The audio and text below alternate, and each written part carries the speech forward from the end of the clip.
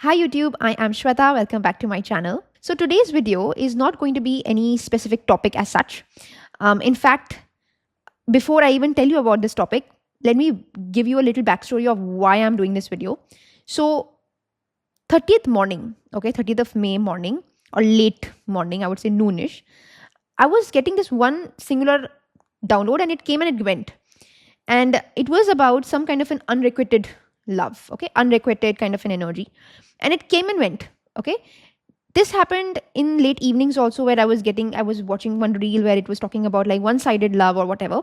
And I've never acted upon these downloads in a way where I have to create a YouTube video altogether for them. Sometimes I get a download like this and I make a short story or I make a post about it, or I, pull out 2-3 cards and I kind of get done with it. But I realized that there was something very deep that I wanted to kind of dig into. And that's why I'm doing this reading, where I am getting a feeling where some of you, not everybody, when I look at the cards also, it's a very few little people who are in an obsession kind of an energy with somebody. You, or maybe a part of you, is deeply involved with somebody, and it's not love. That also I'm telling you. It's not love. It's not something that is coming from a portion of romance. It's obsessive. It's blinding. Okay. And it is something that I wanted to kind of talk about a little deeper, because when I pulled out the cards, I knew exactly what was happening. And I decided that this was not going to suffice in one kind of written story format. No, I had to kind of come out, record myself, and tell you, what's the scene. So when I look at your cards, I'm not even going to tell you, what's the scene and everything. I'll just dig into it, right? There are two aspects of you, One aspect, like I am seeing 1 and 2 parts of you negotiating with each other, One aspect is negotiating the fairness of it. Is this fair to you? Is this something that makes sense to you? Is it something that is right? Etc., etc. One part of it is focusing on your own ulterior motive. That even if it is not fair to me, I need this to happen to myself.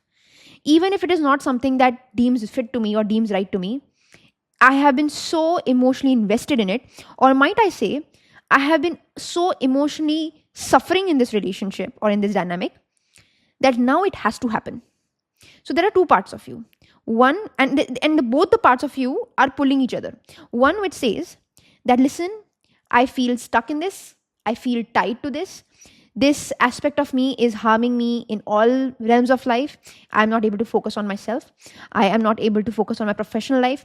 I'm not able to focus on my health. I'm not able to focus on my family life. I'm not able to focus on how I look, how I eat, how I sleep, how I breathe. It's completely engulfed me in all aspects. It's so unfair to me. I'm not being treated well.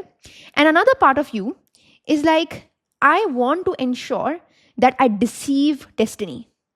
I want to ensure that I want to be one of those people who, even when it is unfair to me, even if the love is unfair to me, I wanted to transcend that and make it work for me. And I will do anything for it. I will do anything for it. I will push any kind of a manifestation technique. I will take as many tarot readings as possible. I'll get as many love spells as possible. I'll try to even heal myself. I'll try to be a better version of myself. I'll try to read self-help books. I will try to practice yoga. I will put myself in that zone where I ensure I deceive this feeling of me being treated unfairly. So somewhere in your mind, there's an energy where you are feeling like you are stuck. You know it is unfair. But there's also a feeling where you want to be able to be that person who deceives that unfairness, who ensures that you transcend that unfairness, who ensures that, I will trick myself. I'll trick myself to thinking that this is not something I deserve, because I know that if I beg more, if I dedicate my life to it, if I suffer too much, I will be able to get it. So there's a side of you which wants to let go, and there's a side of you that is so deeply ingrained in this relationship, or in this one-sided, unrequited relationship, or so deeply, hands deep dug into this, that it's too late to come out of it. Ab to hona hi hai. Because if you come out of it, a part of you will literally die. A part of you will literally die. A part of you will collapse, in fact. Now, this negotiating energy is also a sense of pretense that I can see. Like there's a sense of pretension is happening, where you want to you are trying to heal yourself, you're trying to think better, you're trying to manifest certain things, you're trying to manifest this relationship, and you're pretending to be completely in control. You're pretending to be a person who is not getting affected. You're pretending to be a person that if I heal myself enough, maybe this person will choose me. And you're trying to kind of negotiate your own spirituality. And you're actually using spirituality as a negotiating tactic. Let's put it that way. And that is, sorry to say, but that is such an insult to spirituality. If you're doing that, that's an insult to spirituality. I'll tell you what's going on first. Okay? And please take this with a pinch of salt, because this is not going to be a feel-good reading. I'm already telling you. A lot of people say that apparently my readings are bitchy. I don't know why. But I'm just trying to help you. And listen, I have been in the same position. If I start to tell my story, you will be like, okay, at least I'm better than her. I have been in such a bad zone for 7-8 years. So enough talking about me. I don't want to get too personal here. But let me tell you that I know what you're going through. And that's why I am coming here to tell you what you need to understand. So you are using self-help, spirituality, manifestation techniques as a negotiating tactic to be able to get what you want. Somewhere you're not even sure whether you deserve it. Somewhere you're unsure of whether it is fair to you. Somewhere you're also unsure whether the other person in front of you will ever give it to you. But you are wanting to use it as a negotiating tactic. That's the first thing. The second thing is that you love being in self-pity mode. Only bad things happen to me. Only, like, the addiction to self-pity is serious here. If there is an energy that is above this kind of this negotiating tactic, is the idea of self-pityness. You like to be, or maybe it's I don't know what it is, but you thrive on the feeling of you not getting the love you want. And when I say thrive, I'm not saying in a sadistic manner. No. It becomes a way in which I have suffered so much in this relationship. Now something good has to happen to me, because love obviously has to be a challenge. So this is imprinted in your mind. And that's what I'm trying to tell you, that it has become an impression that love has to be a challenge. Love has to be difficult. Love has to come with its fair share of ups and downs, actually downs only. So now you have completely kind of engulfed in that idea and that pretense that the more pain I go through in the love, the more I deserve it. So unless, and there is this kind of a weird, maybe you're reading a lot about twin flame connections and all that, and you're feeling this energy where the more arguments I have with my friends, my family, even the partner that I love, maybe the love will get more closer to me. The more I, feel like I'm getting sabotaged in my love life, the more I feel like I deserve it. The idea of martyrship, that I will completely, I've got a combination of death and martyr. You know what that means, right? I will completely lay down on the floor, on the ground, and go through the deepest pitfalls of the relationship of love, which is not even, honestly, it's not even it's completely one-sided. So it's not even a relationship. It's a one-sided, unrequited relationship or feeling or bond, whatever. And मैं bitch जाऊंगा, and only then I know that I am deserving of love. Only then I know that this person is going to stay with me, or only then will I be able to prove the other person that I'm deserving to be loved. My dedication or my devotion to be sabotaged, my devotion to be used in a way, will prove to the other person that, look, how much I deserve to be loved. So your addiction to self-pity is also a negotiation tactic for you to think that maybe this is the way you are going to, your version of being seen in front of the other person is how self-deprecative you are. That you are almost on a level where it's okay if it hurts me. It's okay if it hurts me. It's okay that I'm crying every day. I'm crying every night before sleeping. This will prove that how dedicated I am or how devoted I am to this person. That's the first thing. The second thing that I can see is there is an energy where you are afraid of being able to take a step into the unknown. The idea of the unknown energy, that here's what I can say, okay? The idea of the idea of coming into a situation which is like, what I'm trying to say is that this kind of a relationship that you're in is super comfortable for you, or it feels comfortable for you. That choosing yourself or deciding to walk this unknown journey where you completely detach yourself from this unrequited relationship, where you choose yourself, becomes so scary for you. It almost is a feeling where I don't think this is meant for me. Again, the idea of cages becoming a sense of comfort for you, where freedom feels like a punishment. You enjoy or you thrive or you're very comfortable in this unrequited or one-sided relationship because the other side is scarier. The other side, the idea of choosing yourself, the idea of being able to honor yourself is scarier. And this all stems from your childhood. This all stems from your childhood because you have never been able to choose yourself. In your childhood or with your parents or whatever, it's always been like you've taken major responsibilities. You have been the person who was supposed to have it all together. And the idea of not being able to choose yourself has been embedded since childhood. And it has now come into a situation where it has fallen into a deep trenches of love for you. In your childhood, you were always hidden. There was always a mask. There was always this kind of a feeling where I can't express myself. If I express myself, I will let people down. So I'll be okay. I will have a false smile. I'll have a fake smile. I'll be that person who is able to pretend that everything is fine. This definitely stems from childhood, where you have been where you were forced to, or you were pushed to hold responsibilities that were not even yours at a very young age. And now it has resulted into you being very, very, very, very comfortable in the idea of non-expression.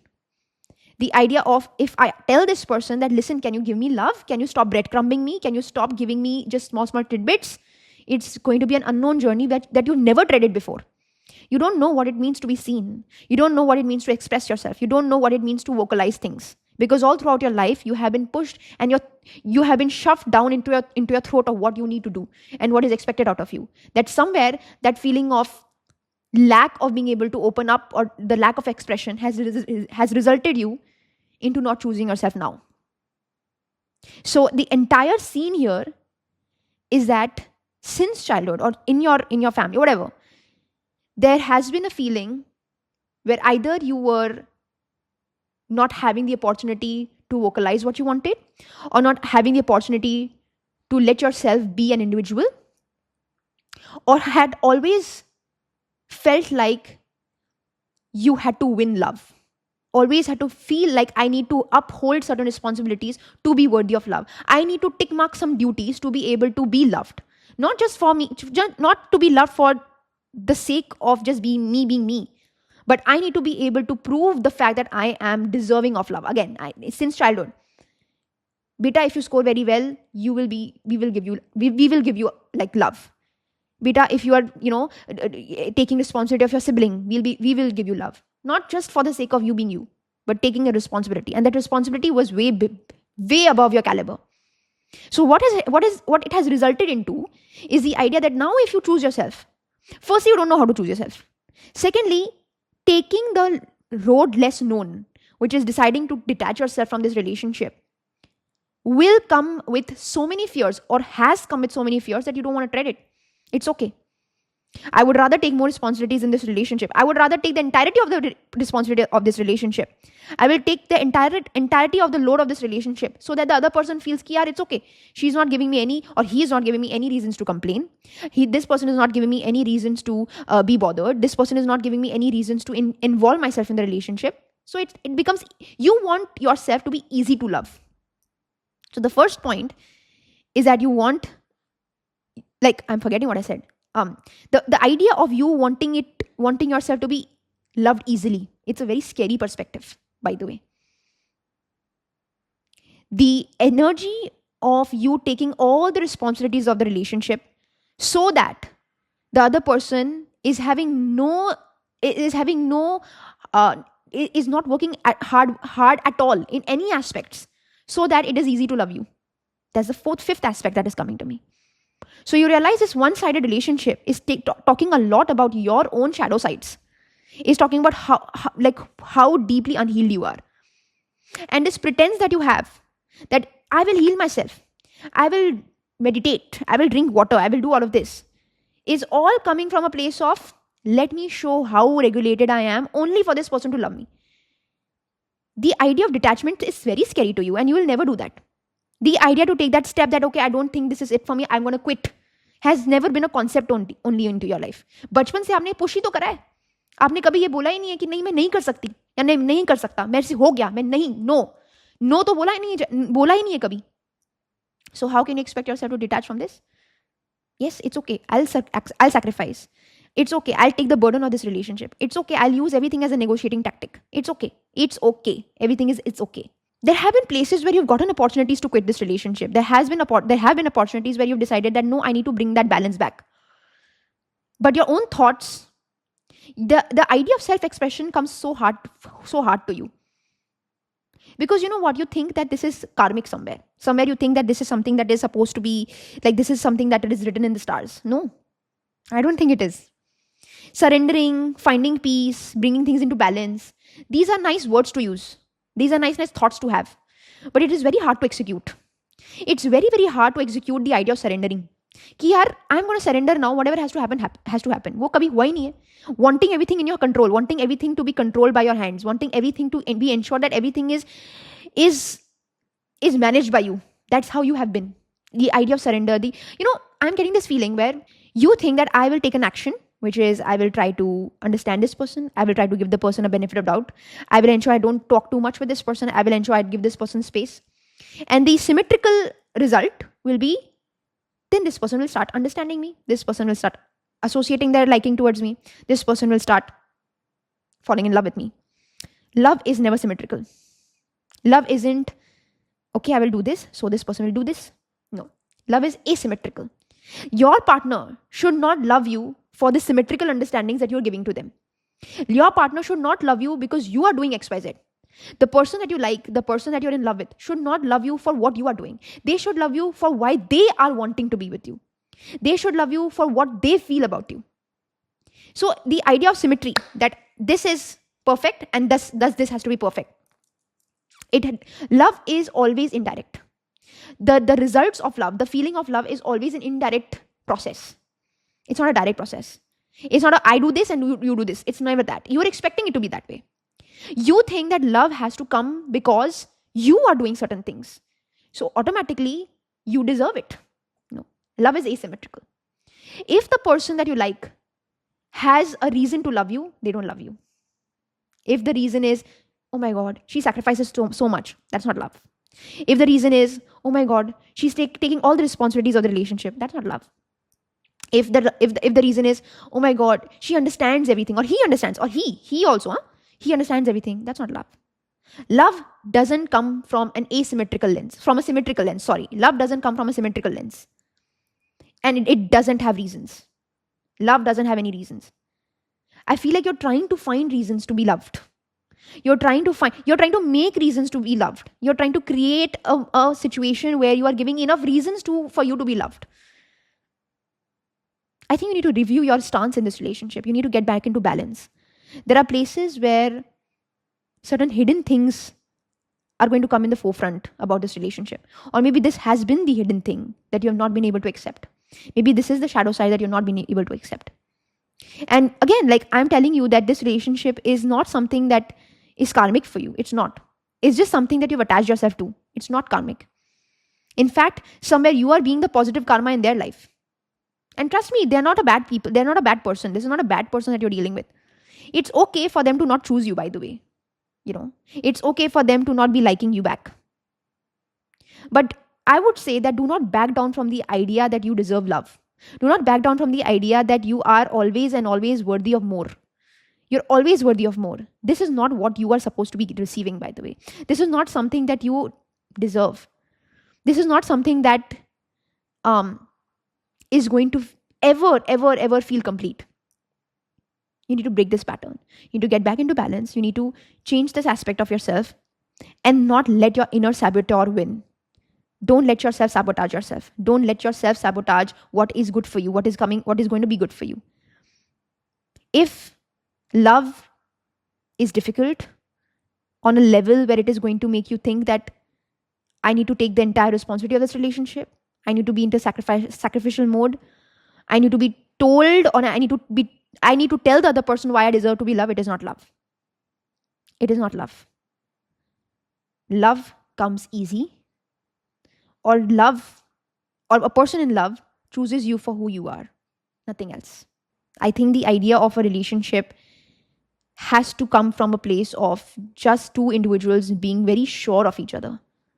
And that sureness in itself is enough reason to be together. I hope this helped. And I really, really hope that you're able to learn a thing or two from here. I don't know if it's going to be applicable to everybody, or even if this is going to resonate, but this was my way of kind of coming to you and telling you certain things that you were supposed to know. And if this helped, let me know in the comment section below. Like, save, share, subscribe to my channel, and yeah, press the bell icon, because I will keep being regular and hype this video if this made sense, and if you want others to listen to this as well.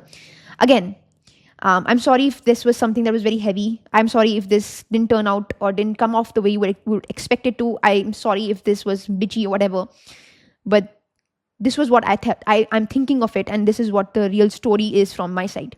So thank you so much, guys. I will see you soon. Bye.